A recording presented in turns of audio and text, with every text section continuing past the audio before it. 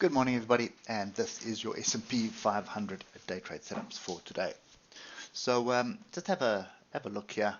This is actually quite interesting. So the whole of last week we had this confusion, and that's going to add this one here. So we had this absolute confusion, looking like a megaphone formation that is forming, and then we sort of started dropping to the downside, doom and gloom going into close, major issues. But we had these diversions. All through the week we were forming diversions. Now at the moment you can see we have accelerated off the bottom and we are still accelerating. And the reason for yesterday's move was basically the bond market. So the bond market fell quite dramatically at one stage, down 4%. I think it eventually closed down 0.8%. That's a 10-year bond yield. 30-year bond yield was down 1%. So and that is one bit of data that I do watch quite often. I mean, it's part of my morning routine just to see what's happening, because it always indicates an aggressive move. So if the bond market climbs aggressively, you can expect a big fall. If the bond market rises aggressively, you can expect a big move, and that's exactly what happened yesterday. Now, the big question on everybody's mind is it going to continue? Is there something in there that is indicating that we need to be careful of the current trend, which is down? So with all that noise in your head, bottom line is we have a grouping of the oscillators to the downside. Okay, we have a crossover here on the 8 hour. When we get to the 3 hour, you can see we have already moved up, and here's your diversions on the 3 hour. You can see if you draw it from there to there, those are the lows, those are the highs. We've got the oscillator grouping to the upside. There is structure here, but it is so messy that I'm not really a fan of it. And technically, this level here is the level we need to pay attention to. See, there's my inside fractals. Price did come past it, although I prefer body close past it. But anyway, it's just not be picky. That is a level I need to pay attention to, and that is 37.18.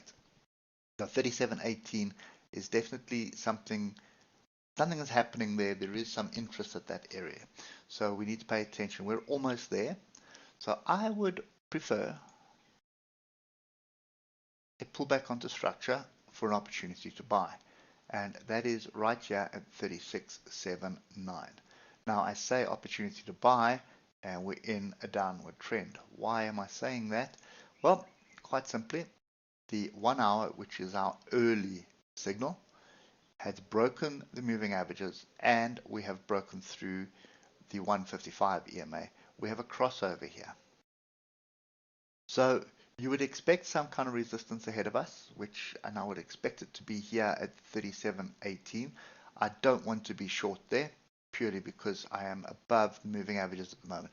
Oscillators are telling me that this is tired, so we could be moving to the downside. Granted, very possible. And it is also very possible that this just swings all the way back down and we stay in a range. So confirmation for me is going to be one of two things. And let's do this on the 15-minute. So confirmation is going to be one of two things. First one is a pullback onto 36.79, and I'm going to take it a little bit lower down as well, because there is a fairly interesting area here, or alternatively 36.67. So a pullback into this space, a rejection, and a turnaround to the upside is going to get me pretty interested for an opportunity to buy. I would again be targeting 37.18. So if we put this into perspective, let's just say we're getting up there. We have we won't have to do that. We'll have like a 200-point stop loss, and we should have a 340-point gain roughly on that trade. The second scenario, where I need to get to the hour, is going to be a big break above here and then a retest. But because the oscillators are like they are at the moment, I'd want to see that break carry on quite far, come back, fall quite hard, and come back and give us an opportunity to buy into it. So right now there is something brewing. We do have the non-farm payroll number coming out on Friday, so that could also add fuel to the fire.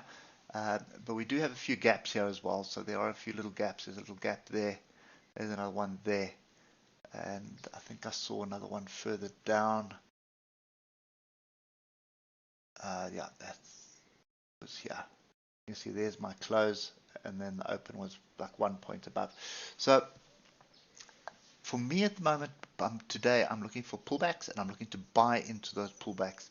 And this is the most logical area for me right now, which give it again, it's 36.79 and it is 36.67.